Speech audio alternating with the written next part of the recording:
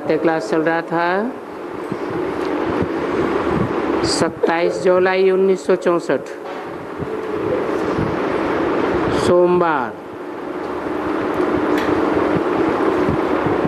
तीसरे पेज के आदि में बात चल रही थी। आजकल गीता बैठ करके सुनाते हैं। बॉम्बे में आते हैं, यहाँ वहाँ बड़े बड़े आते हैं, तो सब धर्म वाले जा सकते हैं, कोई को भी मना नहीं है, कोई भी जा सकते हैं,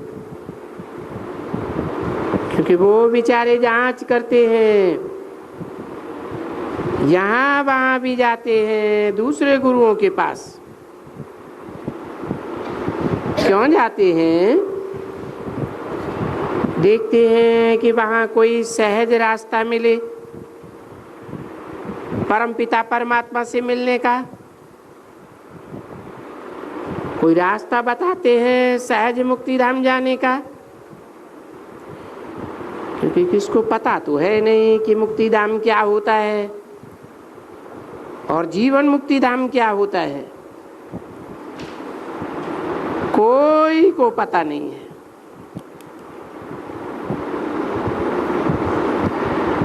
न पता होने के कारण बच्चे बहुत ढूंढते हैं और सब किस्म के गुरुओं के पास जाते हैं। देखो, वास्तव में अभी यहाँ गुरु गोसाई भी कोई नहीं है और कोई गुरु गोसाई का कोई नाम भी नहीं है। बस ब्रह्मा कुमार और कुमारियां। कोई कहते हैं कौन है महात्मा, कोई को पता नहीं है। जैसे तुम हो वैसे ये है, बिल्कुल कोई भी फर्क नहीं है। और न कोई तिलक दिया है, न कोई वेश ही धरा है, कुछ भी नहीं। ये भी धरने की दिल नहीं होती है। कभी कभी उतार देता हूँ, ये भी क्यों? क्या इनसे पहचानेंगे? उनसे नहीं पहचानेंगे, नहीं। और ये भी कोई ड्रामा के अंदर है। जैसे किससे मिलने की कोई ऑफिशियल ड्रेस होती है, वैसे ही है। नहीं तो ये ड्रेस की भी दरकार नहीं है। जैसा है उनसे ही बाप बैठ करके समझाते।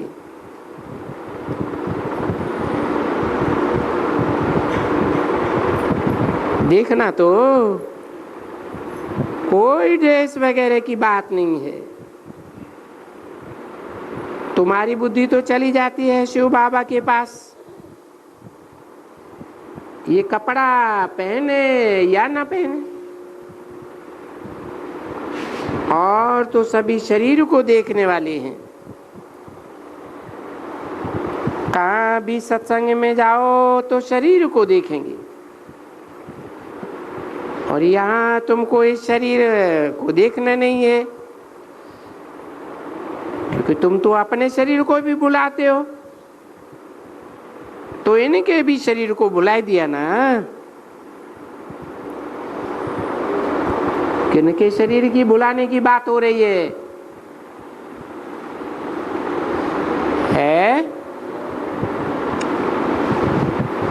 किनके शरीर को बुला दिया? है?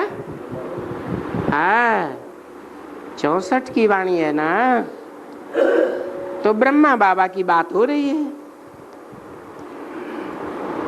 देही अभिमानी बनते हो ना, तो देही अभिमानी बन तुम कोई इनको याद नहीं कर सकते हो। किनको याद नहीं कर सकते हो? हैं? इनको माने किनको? हैं? ब्रह्मा बाबा को याद नहीं कर सकते हो, तुम फिर भी जानते हो कि शिव बाबा इसमें बैठ करके हमको राजयोग सिखला रहे हैं। वो ही नॉलेजफुल है, वो ही त्रिकालदर्शी है, यानी तीनों कालों को जानने वाला। तो तीनों कालों को जानने वाले से ही तुम तीनों कालों को जानते हो और जानने वाले बन रहे हो। जानते हो कि बरोबर आदि मध्य अंत, उनको तीन काल कहा जाता है, क्योंकि आदि मध्य अंत पास्ट हो जावे। आदि मध्य अंत का राज बाप बैठ करके इस समय में सुनाते हैं। फिर बताओ आदि किसका? बोलते हैं सतयुग से। अभी तो ये अंत है, अभी अंत तो आ गया है ना। अंत आए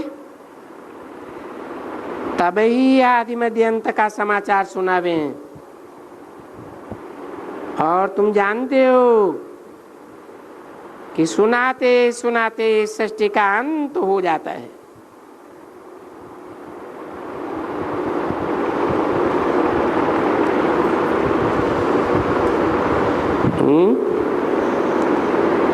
क्या कहा?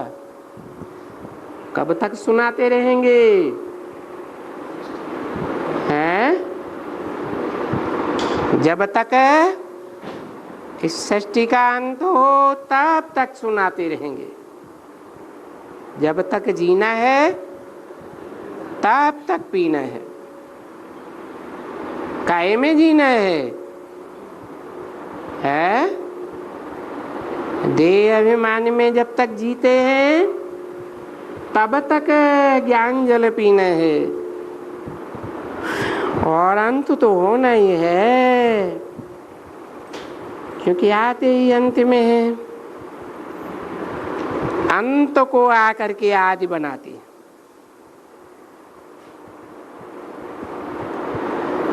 कलयुग के अंत को सतयुग की आदि बनाने वाला है। अभी तुम बच्चों को आदि से ये नॉलेज है। अरे ये नॉलेज तो बुढ़ियों को भी बहुत सहज है। वो कोई कॉलेज में या मैट्रिक में, बीए में, ये बुढ़ियां तो कुछ भी नहीं समझ सकेंगी।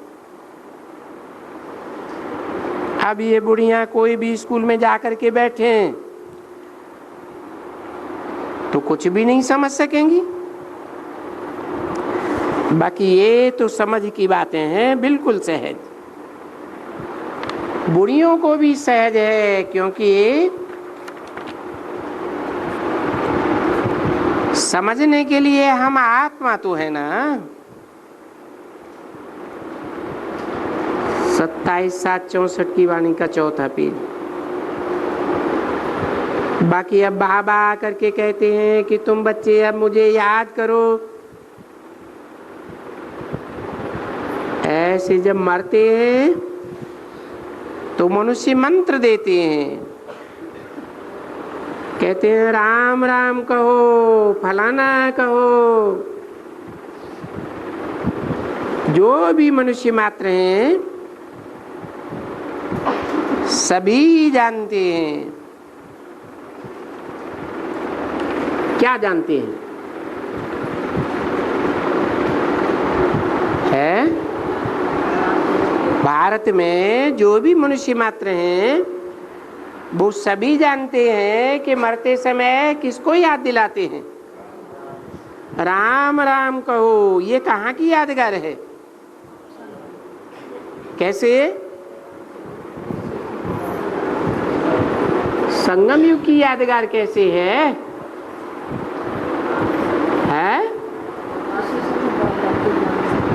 यज्ञ के आदि में तो कहा राम फेल हो गया, फेल होने वाले को क्यों याद करेंगे?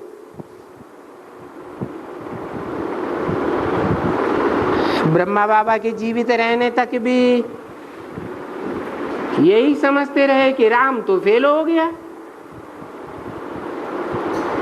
तो फेलियर को कोई याद करेगा क्या? तो फिर क्यों कहते हैं भक्ति मार्ग में मरने के टाइम राम राम कहो? है कोई कारण होगा ना? हाँ, जब षष्ठी का अंत होता है, सब ही मरने वाले होते हैं, तो सबको कौन याद आता है? राम ही याद आता है, क्योंकि राम बाप को कहा जाता है। कौन सा बाप? साकार में निराकार बाप। साकार राम, निराकार वो भी राम, क्योंकि राम का अर्थ ही है रमिते योगिनो यस्मिन् इति राम। योगी लोग जिसमें रमण करते हैं वो ही राम है।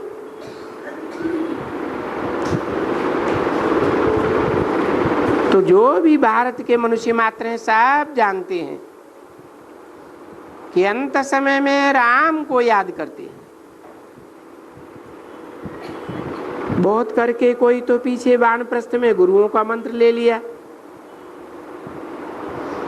परंतु ये तो अभी आकर के कहते हैं बच्चे सारी दुनिया का ये मौत है।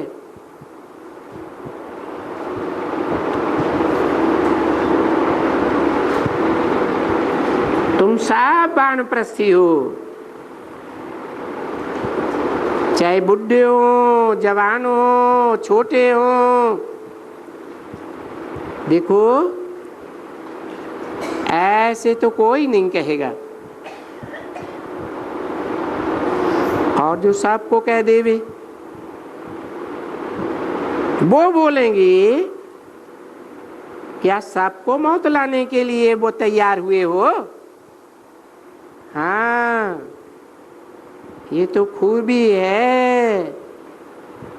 तुम बच्चियां सारी दुनिया के मनुष्य मात्र का मौत लाने के लिए पुरुषार्थ कर रही हो। तुम कई तो चाहती है बाबा, फिर भी अभी कहाँ तक रहेंगी? क्यों जल्दी नहीं होता है? जल्दी अंत हो जावे तो हम जावे, यह बहुत दुख है। तो जल्दी क्यों नहीं होती है? आगे चल करके भी तुम कहेंगे जब यहाँ बहुत कुछ होगा तब कहेंगे बाबा अभी तो जल्दी करो। बाबा कहते हैं तुम ऐसे क्यों कहते हो जल्दी करो? इस समय में तो तुम ईश्वर के सन्मुख हो, पीछे तुम्हारी जो भी इच्छा है,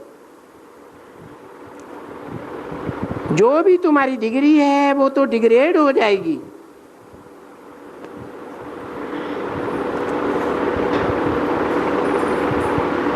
फिर तो तुम दैवी संतान की गोद में जावेंगे, और अभी किसकी गोद में हो?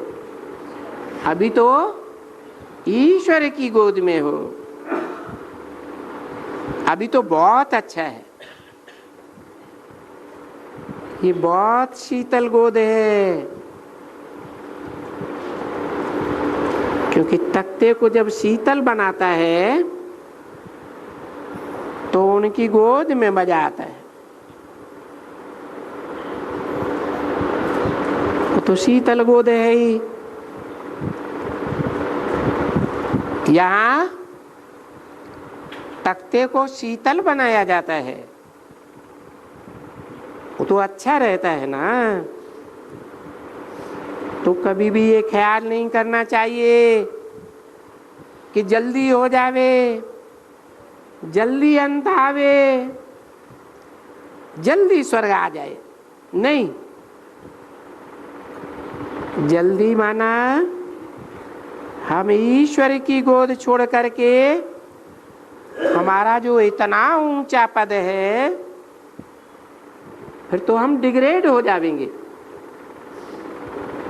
देखो कितनी ये रमज की बातें हैं समझने की। अभी हम ऊंचे ऊंचे हैं। हमारा नाम आचार्य ही इसका है, क्योंकि जो मंदिर बनाया है सो भी तुम्हारा इनका इकट्ठा है। किसका किसका है? तुम्हारा मंदिर और इनका मंदिर, दोनों का इकट्ठा मंदिर है। कैसे है? अरे अभी बाप दादा कंबाइंड होते हैं ना, तो इकट्ठा मंदिर है। इस समय का मंदिर है ये दिल वाला मंदिर, और नाम भी तो बहुत अच्छा है, सारी सृष्टि की दिल लेने वाला। और ये दिल वाला मंदिर है, सबके लिए है।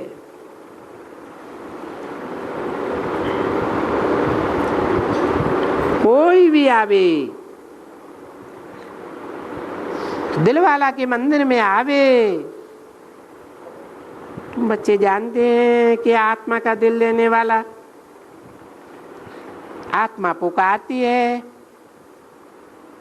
इस शरीर से पुकारती है कि हे बाबा आओ और आकर के हम बिल्कुल हमको नया बनाओ। अभी हम पुराने हो गए हैं, हम आत्मा भी पुरानी हो गई और शरीर भी पुरानी हो गए। आत्मा में अलाय मिल गई है तो पुरानी हो गई है, इसलिए शरीर भी पुराना। सोना खाद वाला होता है, उसका जेवर बनाएंगे तो वो भी खाद वाला। इसलिए बाप कहते हैं अभी तो सब जड़ी भूत बन गए।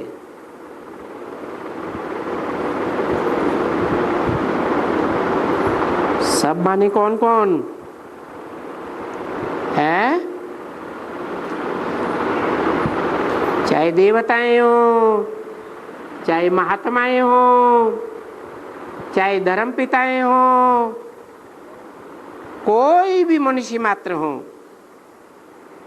सब जड़ी भूत। और आत्मा भी जड़ी भूत अंधी बन गई है।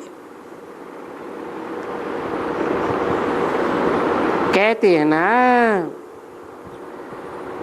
अंधे को राह दिखाओ। अभी कोई आंखें थोड़े ही बंद हैं, कोई मनुष्य को थोड़े ही अंधा कहा जाता है। नहीं, अंधा माना तुम्हें आंखें तो हैं पर बुद्धि ही अंधी हो गई है। जिसमें आत्मा रहती है उनको कुछ पता नहीं है, बिल्कुल ही नहीं। वो आत्मा जिसमें याद करने की बुद्धि है वो बिल्कुल ही भूल गई है। भूलने के कारण भूलते भूलते भूलते जैसे कि बिल्कुल जड़ बन गई। अभी बाप आकर के बच्चों को समझाते हैं, ये गीत भी बड़ा अच्छा है, तुम्हारे बुलाने को जी चाहता है। भक्ति मार्ग में गाते हैं। अभी भक्ति मार्ग में नहीं, अभी तो तुम गावड़े गावड़े से बुलाते हो। किसको है? क्या गीत बताया? अरे तुम्हारे बुलाने को जी चाहता है, गावड़े गावड़े से बुलाते हो ना। ये गीता पाठशालाएं गावड़े है ना, भक्ति मार्ग में गाते हैं। अभी तो भक्ति मार्ग नहीं है, कितने गावड़े से बुलाएंगे आगे चल करके। कोई किस गावड़े से बुलाएंगे, कोई किस गावड़े से बुलाएंगे। छोटे छोटे गांव में जो बांधेली गोपिकाएं हैं वो भी बुलाती हैं। तो बाबा बोलते हैं कि छोटे छोटे गांव में जरा मुश्किल हो जाता है, क्योंकि दुश्मन तो बहुत रहते हैं।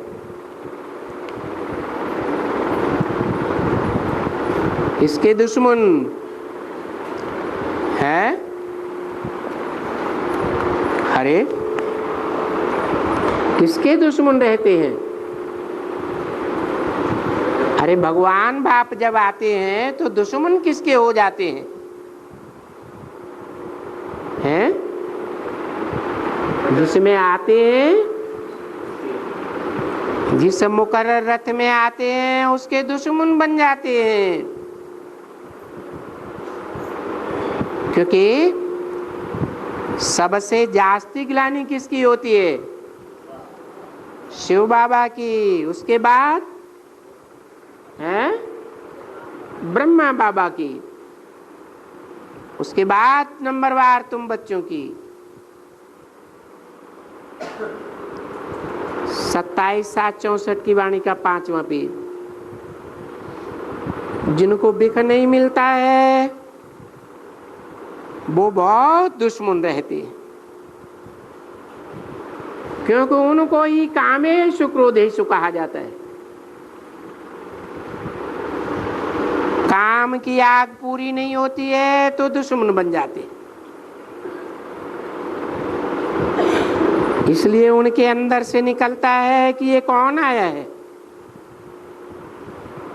जो हमारे घर में आकर के किरारा डालता है। जो हमारे माँ बाप का जन्म जन्मांतर का बिक का वर्षा था, वो वर्षा अभी हमको नहीं मिलता, तो बहुत क्रोध में आ जाते हैं। सोचते हैं कि ऐसा तो दुनिया में कोई भी नहीं करता है। चाहे कितने भी बड़े बड़े महात्माएं आए हों, सन्यासी आए हों, धर्म पिताएं आए हों, ऐसा तो कोई भी दुनिया में नहीं किया। कोई भी सत्संग में साधु संत महात्मा, हम लोग के साथ ये झूठ तो कोई भी नहीं करते हैं। बाबा कहते हैं ना, सतयुग में तो पवित्र गृहस्थ धर्म था, अभी देखो बिख के लिए कितना हैरान करते हैं।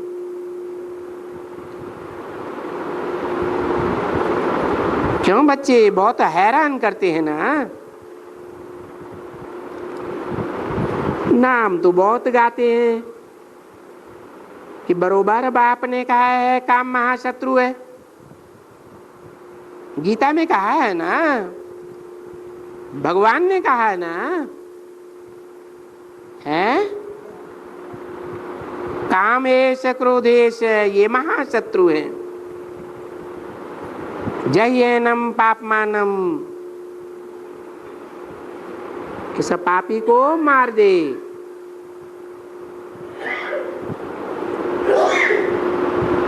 जो भी साधु संत महात्मा हैं, जो दुकानदारी निकाल करके बैठे हैं, वो साधु संत महात्मा भी इन बातों को जानते नहीं हैं। किन बातों को है? अरे किन बातों को नहीं जानते? कि सतयुग त्रेता में बिख की संतान नहीं होती है, वहां तो श्रेष्ठ इंद्रियों की संतान होती है, भ्रष्ट इंद्रियों की संतान वहां नहीं होती है। वो नहीं जानते हैं कि यहाँ निर्विकारी किसको बनाया जाता है?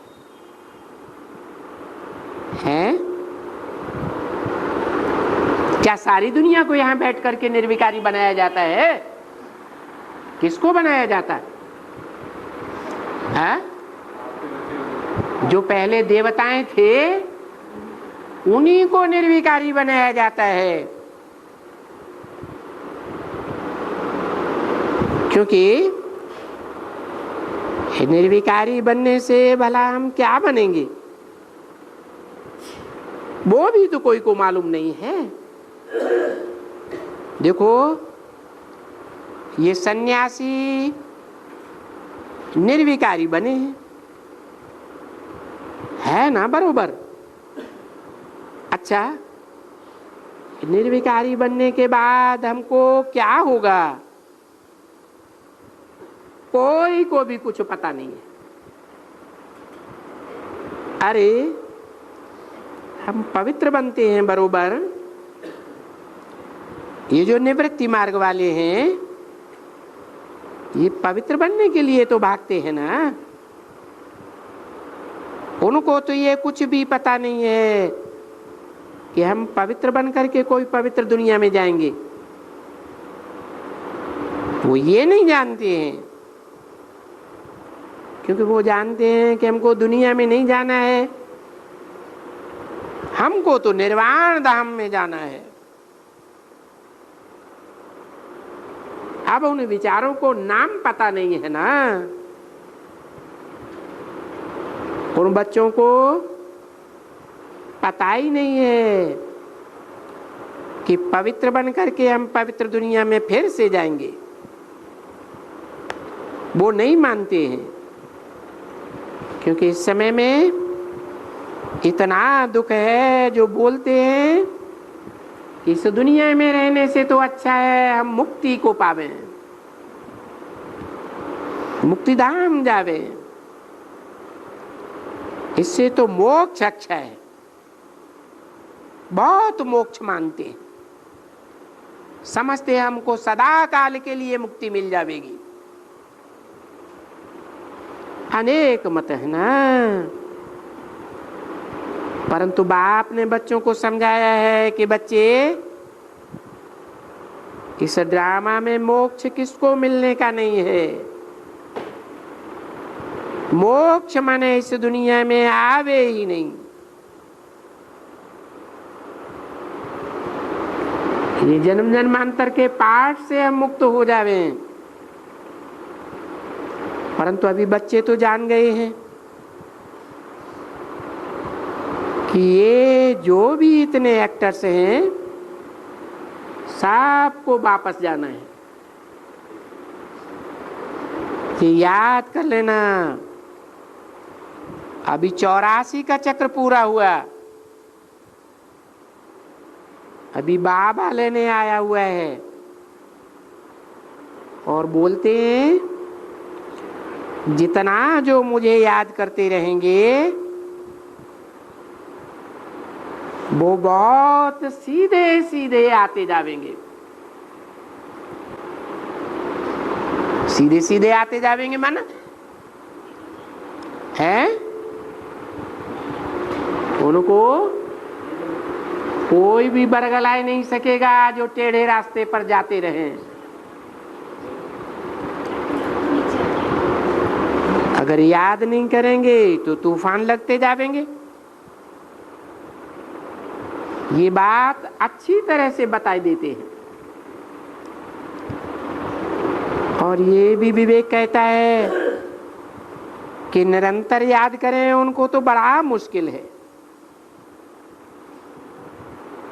भले बाबा छुट्टी देते हैं कि बच्चे निरंतर याद नहीं कर सकेंगे, इसलिए तुम बच्चों को छुट्टी है। तुम कर्मयोगी हो ना, भले कर्म का जो समय है तो उस कर्म के समय में भूल भी जाओ और देखो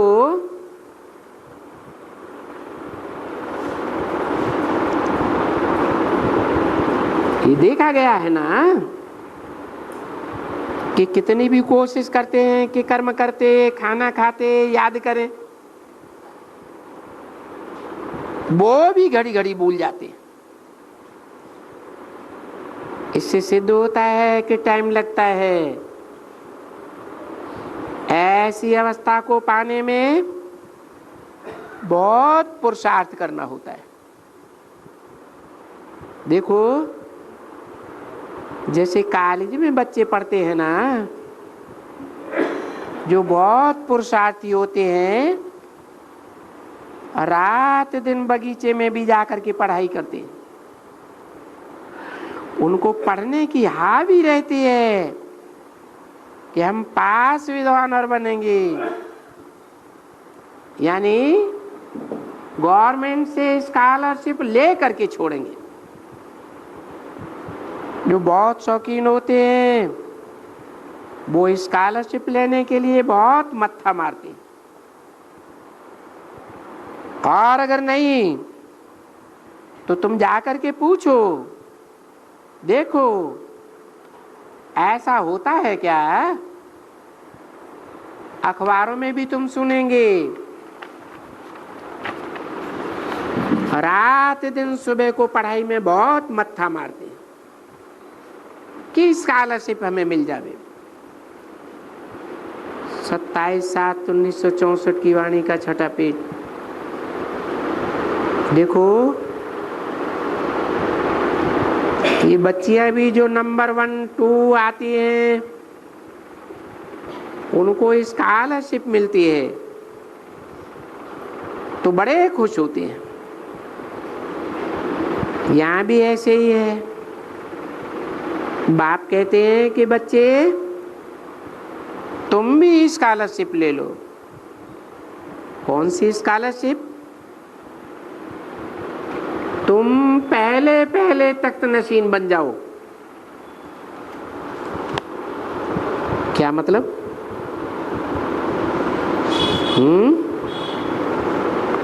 पहले पहले तख्त नशीन का क्या मतलब है?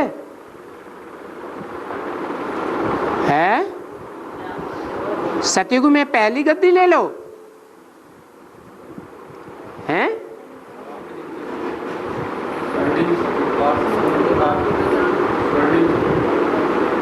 सतयुग की गद्दी की बात नहीं है, वहां तो देवताओं की गोद में पलेंगे, और यहाँ हम ईश्वर की गोद में पलते हैं, पढ़ते हैं। तो यहाँ हमको जो स्कॉलरशिप मिलती है वो विश्व की बादशाही की स्कॉलरशिप मिलती है। यही एक स्पेशल जन्म है जिसके लिए गाया हुआ है 100% यथा राजा तथा प्रजा। आज के जो जन्म हैं कलयुग में, उनमें कहेंगे कि यथा राजा तथा प्रजा है? बिल्कुल नहीं। तो देखो दौड़ी पहनना चाहिए बच्चे। जो पुरुषार्थी हैं उनको दौड़ी पहनना चाहिए।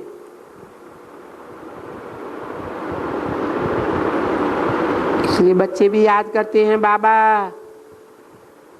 हमको यहाँ सन्मुख आकर के बहुत मजा आता है।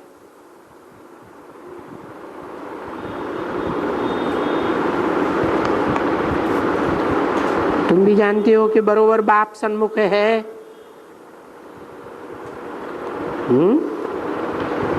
कौन जानते हैं? तुम किससे कहा जाता है? सामने वालों से कहा जाता है। तुम जानते हो तो तुम भी ब्राह्मण है और वो भी ब्राह्मण है। कौन है? वो भी ब्रह्मा की औलाद है ना, वो भी ब्राह्मण है। लेकिन वो जानते हैं कि हम बाप के सन्मुख बैठे हैं। वो तो नहीं जानते। वो ये भी नहीं जानते कि फर्स्ट क्लास मुरली किसको कहा जाता है, सेकंड क्लास किसको कहा जाता है और थर्ड क्लास मुरली किसको कहा जाता है। सन्मुख सुनने में तो बहुत मजा आता है। ये है फर्स्ट क्लास मुरली, डायरेक्ट, यानी प्रैक्टिकल में जिसका अर्थ है उन द्वारा वो बैठ करके बच्चे भी कहते हैं और घड़ी घड़ी बोलते हैं। क्यों भूल जाते हो बच्चे?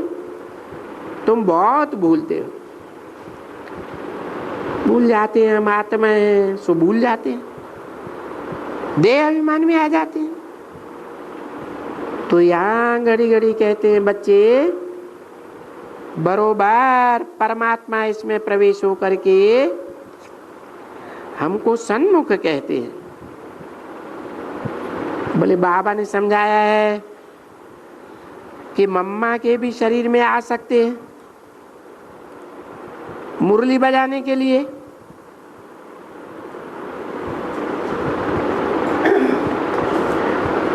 परंतु वो तो कोई भी पता नहीं पड़ता है। क्या है कि मम्मा के शरीर में कब आया और कब चला गया। वह इमेजिनरी होता है कि बाप आया हुआ है। या तो तुम जानते हो ब्रह्मा के तन में उनका मुकर्रर रथ है।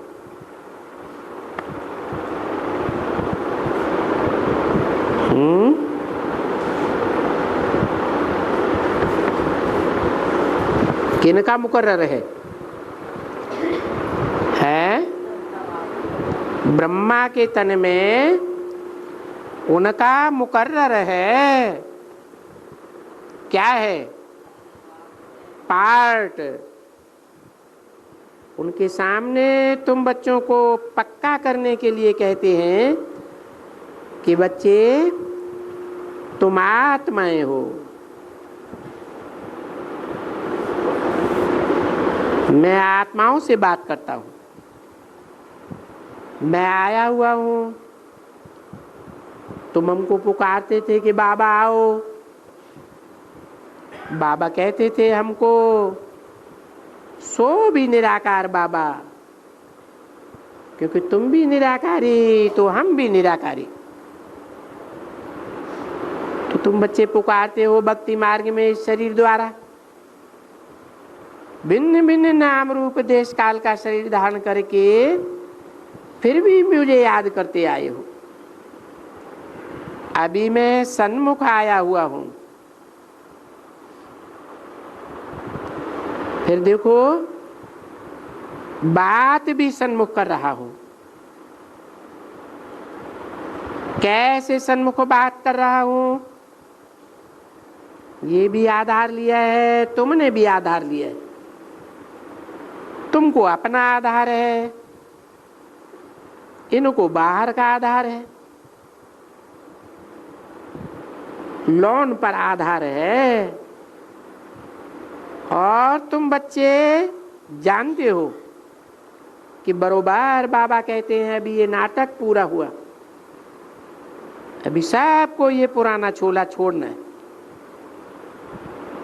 और ये दुनिया विनाश हो जाने वाली है, खत्म हो जाने वाली है। इसलिए तुम निरंतर याद करने की कोशिश करो, क्योंकि अंतकाल में तुम्हारी निरंतर याद चाहिए।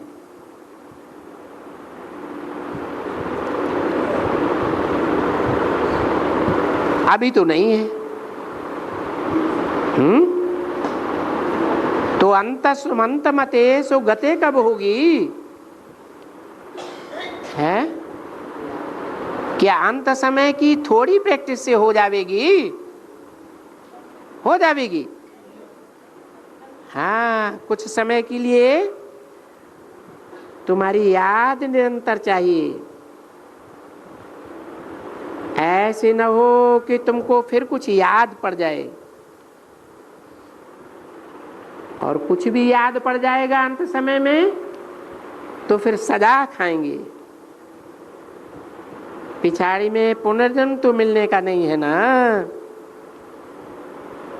याद की ही सजा मिलेगी। जिसको याद करे वो धारण करके फिर सजा खाएंगे। इसलिए बाहर की याद भूल जाओ। बाहर की याद माने हैं ये बाहरी दुनिया में कोई भी हो, चाहे देह का संबंधी हो, देह का पदार्थ हो, उन सब की याद भूल जाओ। जितना हो सके बुद्धि में बस बाबा याद रहे। क्योंकि जब तुम यात्रा पर जाते हो ना, वो तो छोटी यात्रा होती है। क्यों भाई? जैसे हम जाते हैं श्रीनाथ द्वारे, तो बस श्रीनाथ द्वारा ही तुम बच्चों को याद रहना चाहिए। कोई पूछेगा कहाँ जाते हो? अरे हम श्रीनाथ द्वारे जाते हैं। तुम्हारे से कहा तुम बैठे रहते हो, कहाँ जाते हो भाई? बैठे बैठे पूछते हैं कहाँ जाते हो भाई? क्या बात सुनावे? कहेंगे हमारी जो आत्मा है वो परमात्मा के साथ योग लगाए जा रही है।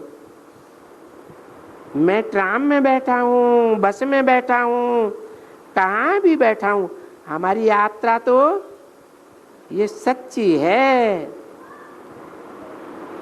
और वो फिर शरीर निर्वाहार्थ कर्मणा करना है। सो तो यहाँ बैठे हैं, देखो यहाँ जाते हैं, दिल्ली जाते हैं, फलानी जगह जाते हैं, तो तुमको इतनी प्रैक्टिस करनी चाहिए कि कहाँ भी हो तो उनको याद रहना चाहिए। 27/7/64 की वाणी का 7वां पेज। किसको भी कहना हो तो याद रखे कि भाई तुम अपने बाप को जानते हो। भगवान जिसको बाप कहा जाता है, परम पिता कहा जाता है, उनको जानते हो। तो वो तो कह देंगे सर्वव्यापी है। तो उनसे कहो नहीं, ऐसा मत कहो, क्योंकि बाप से तो तुमको सुख और शांति का वर्षा मिलता है। तुम्हारी आत्मा को अनेक जन्मों का वर्षा मिलता है। अगर सर्वव्यापी कहेंगे तो अनेक से वर्षा मिलेगा क्या? वो अगर कहें सर्वव्यापी तो तुमको कुछ पता ही नहीं पड़ेगा कि हमको वर्षा कौन सा मिलेगा। सर्वव्यापी पने में कोई वर्षा मिल सकता है क्या?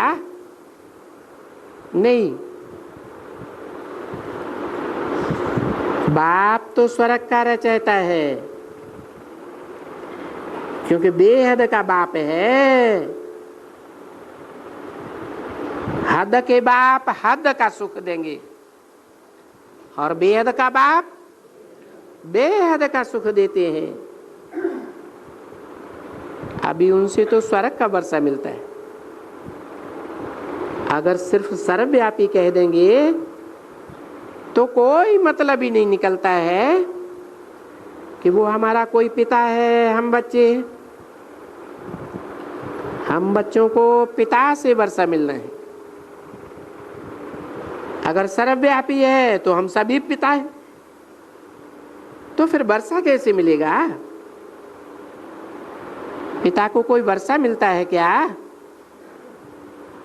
पिता को तो वर्षा देना होता है। बच्चों का पिता बन गया तो उनको वर्षा देना है। उनकी आस में ये नहीं रहती है कि मुझे कोई वर्षा मिलता है।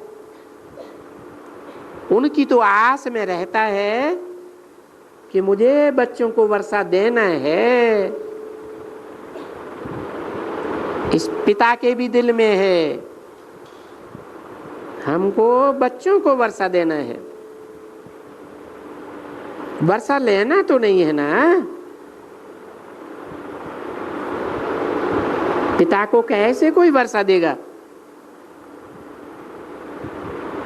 पिता और बच्चों का संबंध ही है पिता को वर्षा देना और बच्चों को वर्षा लेना। पिता को तो फिर वर्षे की उम्मीद ही नहीं रहती है। वो तो जब छोटा है तब पिता से उम्मीद रहती है कि इसे पिता से हमको वर्षा लेना है। पिता बन गया फिर वर्षा काहे का?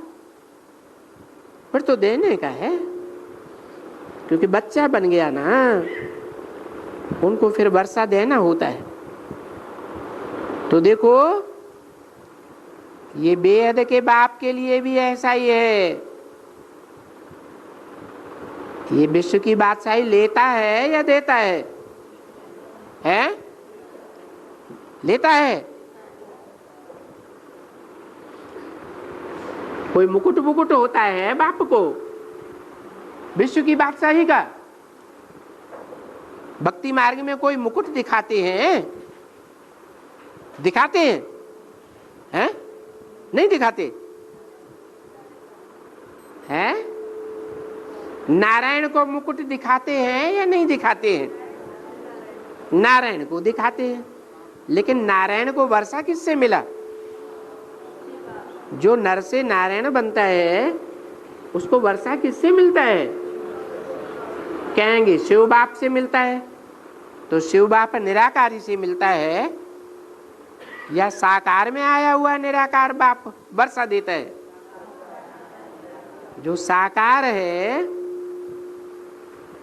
वो विश्व का बादशाह बनता है कि लंगोटिया रहता है? हैं? अरे उसको वर्षा होता है? हैं? अरे वो तो वर्षा देने वाला है कि लेने वाला है? देने वाला है। फकीर के रूप में दिखाते हैं, खुद फकीर बन के रहता है और बच्चों को विश्व की बादशाही देता है। तो देखो, ये भी ऐसे ही है। तुम बच्चे बने हो, बाबा कहते हैं तुमको वर्षा देना है। इन बच्चों को बाप से वर्षा लेना है, परंतु कौन से बच्चों को वर्षा मिलेगा? हैं? सच्चे दिल पर साहब राजी या झूठे दिल पर साहब राजी? कहते हैं ना सच्चे दिल पर साहब राजी। तो तुम सच्चे बच्चे हो ना, तो तुम भी देखो यहाँ सच्चे बच्चे हो ना, तो तुमको सच्चे बच्चे होने के कारण जो वर्षा मिलता है तो वर्षा देने वाले को याद जरूर करना चाहिए। जो बच्चे कच्चे होंगे उनको याद नहीं ठहरती है। किसको याद ठहरती है? जो दिल के सच्चे बच्चे होते हैं उनको याद ठहरती है। सच्चे को मदद करते हैं। सच्चे दिल पर, सच्ची आत्मा पर साहब राजी। तो कितना सच्चा बनना चाहिए। देखो ये पॉइंट है ना बड़ी कड़ी। फिर सच्चे वाले दूसरे कोई को भी याद न करें, परंतु शरीर निर्वाह के अर्थ बहुत याद करना पड़ता है? दूसरों को याद क्यों करना पड़ता है? शरीर निर्वाह। अच्छा, माने शरीर रहना जरूरी है, नहीं तो परम धाम कैसे जाएंगे?